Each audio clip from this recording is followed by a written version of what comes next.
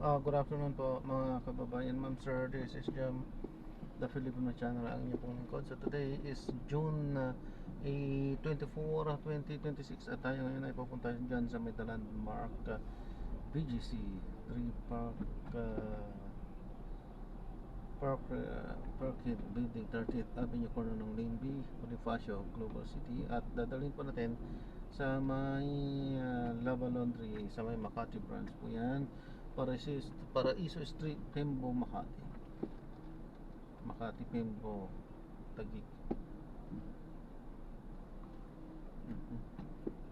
Yan, magbabalik po tayo mamaya unti pa pag nakuha na po natin sila. Disclaimer naman po, ang content po natin ay kalsada at hindi ang passenger. Kaya nga naman, saka naman po na may marinig kayo mga pangalan ng lugar, pangalan ng tao, pangalan ng organization, government o private man yan, ay wala pong kinalaman ng channel dito. At wala pong pinapatukulan lahat po ng pinag-usapan dito. Ay pawang dito lamang po yan sa loob at wala pong pinapatukulan sa labas. So babalik po tayo mamaya po pag nakuha po natin sila.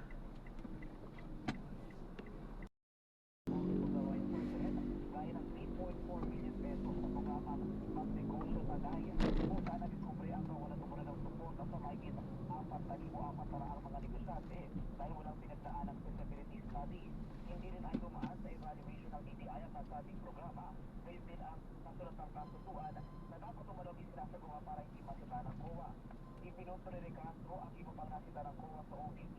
Kaugnay naman ang distribusyon ng ayuda, kulang-kulang na listahan ng rights beneficiaries at kawalan ng mga situation reports or mission orders na magsusuporta sa pamimigay ng mga ayuda. Si Castro, hindi natatapos ang pag-report sa numero lamang, kundi dapat ito mabigyan ng pasihan kung totoo na ipatupad ang mga programang ginawa ng OVP.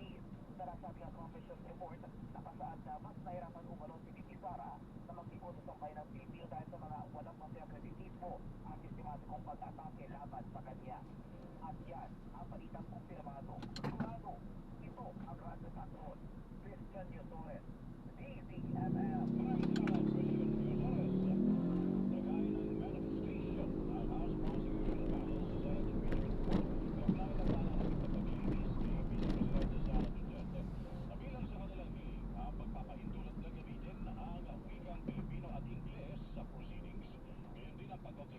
Magkabilang panig na maglatag agad ng kanilang mga testigo at ebidensya bago pa ang paglilitis. Hiniling din ang prosecution na payagan ang parehong public at private prosecutors na makapagtanong sa mga testigo. Bahagi rin ng mosyon ang pagbubukas ng kahon na naglalaman ng tax records na Vice Presidente na isa umanong mahalagang ebidensya. Inaasahang magsisilbing gabay ang mga kahilingan ito sa magiging pagbanay impeachment trial. Tinawag din sila ng Jesus na haka-haka ang umano'y pagpupunya bilang presiding officer sa impeachment trial ni Vice Presidente Duterte. Balita mula sa Senado, hatid ni Launch Control, Robert Mano. Robert. Sa Marca, sinabi ni Senador Escudero na sa pagsisimula ng impeachment trial ang Vice President Sara Duterte sa July 6, dedesisyonan ng mga senador kung sino ang magiging presiding officer. Posibleng niyang napag-isa ng posibleng presiding officer dahil dito siya sa 5 abogado sa 24 na senador. So siguro yun ang tinitingnan nila. Nag-isa dun sa 5 ang angkop, ang bagay na mag-preside. Lalo na sa sitwasyon na hindi abogado ang Senate President. Bagaman wala namang requirement na dapat abogado ang Senate President. So siguro doon na nagaling yung mga hata-hata, mga proposal, mga pamutalang na mag-preside. Hindi kamali ang Escudero na kung wala magiging presiding officer, dapat parehas at patas sa aktual at sa pagpili ng publiko. At yan ang balitang kumpirmado. Sigurado, ito ang Radyo Patron, Robert Mano, DZMM. Maraming salamat, Robert Mano. Tuloy ang graduation ng CAFGU Active Auxiliary Training sa 2nd Infantry Division sa kabila ng investigasyon sa umano'y pananakit ng training instructor sa ilang graduating trainees sa Camp Kabinbin. Balita mula sa Lapang Ginaldo, hatid ni Radio Patrol, Marlene Pajemos. Marlene. Tony, bagamat hindi kumpleto pa rin ang graduation ceremony na tinatanong nasa 188 training ng CAFGU Active Auxiliary ng 2nd Infantry Division ng Philippine Army ngayong araw sa Camp Kabinbin sa Tanay Rizal. Sa gabi ay talagang papatuloy na investigasyon ng pamunuan sa umunoy pananakit graduating instructor sa 12 graduating trainees noong isang gabi. Una na nakaulat na nangyari insidente sa kasagsagan ng kanilang fellowship activity sa loob ng kampo kung saan pinag-formation umano ng instructor na may rango na staff sergeant ang mga trainee pero natapos silang aggressive din ito. Kaya nagalit at nanakit umano ang instructor. Sa payag sa kampo ang pinagaw sinabi ni 2nd Infantry Division spokesperson Colonel Michael Aquino na ito ang dahilan kung bakit hindi nakasama sa graduation ceremony ang 12 sangkot sa insidente dahil bahagi ito ng kanilang protocol para magbigay daan sa investigasyon.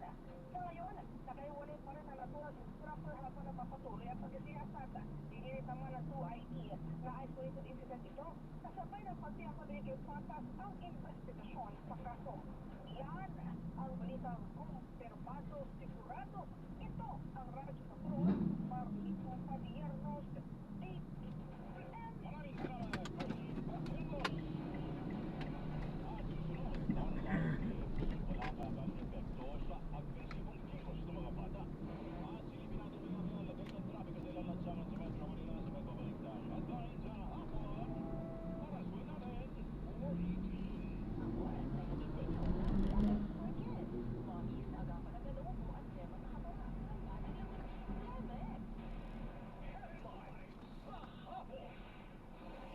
Mga balitang kumpirmado, sigurado, CCMM. Ang programa ito ay hatid sa inyo ng Plemex for Kids. Mommies, agapan na galumbo at lemang nakatara. Ang batang lagundi, Plemex. Ang galing, ang matagalan. Harap tayo ng Everest Appliances. Babe, ano ever best decision mo in life? Babe, building a home with you. Everest Appliances. Health, wellness, energy saving. Everbest from Everest. CCMM. Numero 1 sa aksyon.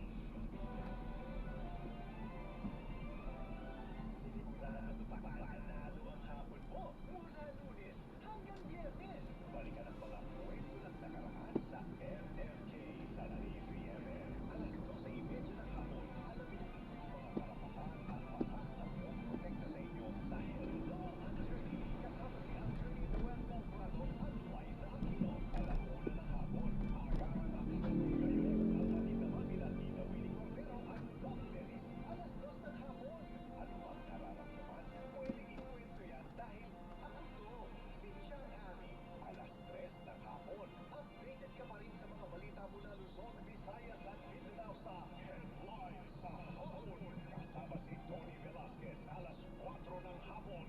Aalamin ang iba't ibang pananaw ng eksperto at taong bayan sa ATM. Alas 5, kasama sila Sandro Ochoa at Maan Makapagal, alas 4:30. Masusing tatalakayin ang lagay ng ating bansa sa issues. Battle, kasama si Tony Velasquez, alas 5:30.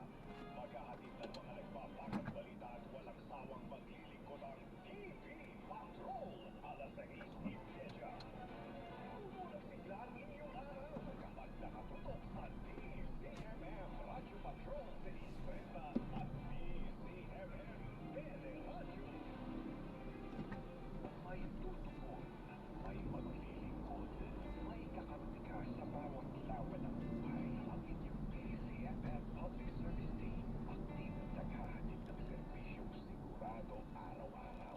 Tita Winnie Cordero at Doc Dennis, Attorney Noel Beltrado at Liza Aquino at Chang Ami Perez.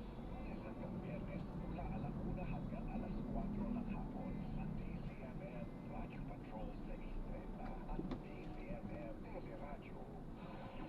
Mga balitang kumpirmado, sigurado, DCMM. Tony Velasquez.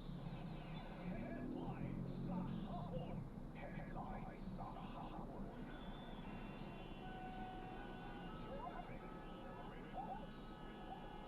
Traffic reports.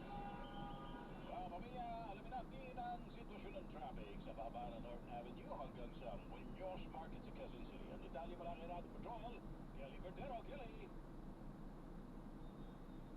May abiso sa mga motorista, may build up na ng mga sasakyan sa North Avenue northbound. Luwas sa may pilang QC at nagkakaulwit ng pagbagal ng traffic pagdating sa may Trinoma. Pagdating sa SM North, moderate traffic na ang bubungad sa mga motorista. Magtutuloy-tuloy ang mabagal na natakbo ng mga sasakyan hanggang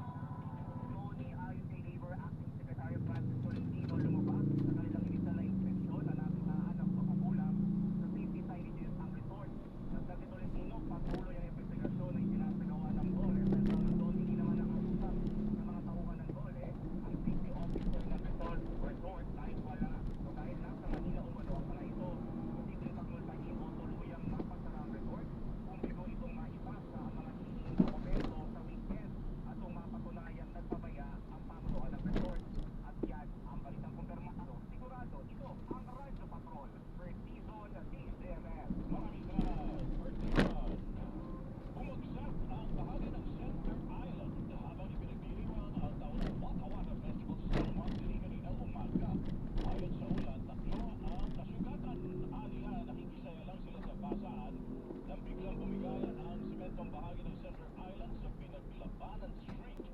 Isa ang nagalusan sa bubong-bubong habang nasugatan at namaga ang paa ng dalawa. Pero sa kabila nito, pangkalahatan naging mapayapa ang kapistahan. Para sa ilang eksperto, walang direktang epekto umano ang online game sa agresibong kilos ng ilang mga bata.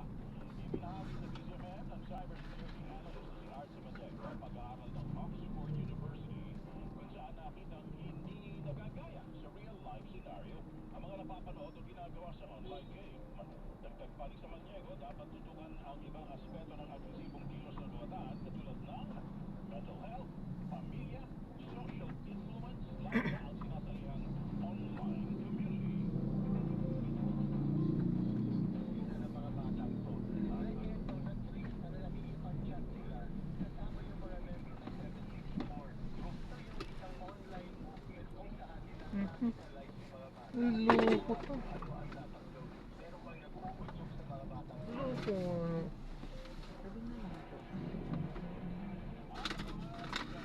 Diba?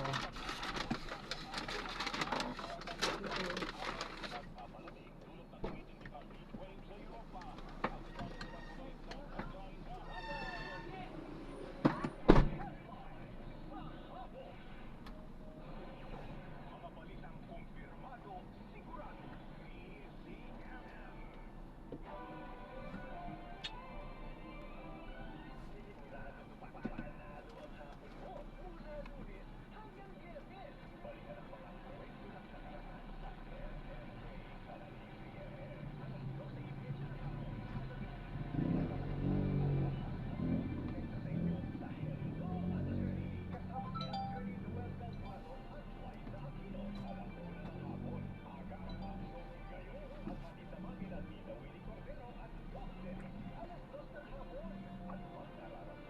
Arriving in 3 minutes at 4:30 p.m. This route is toll-free.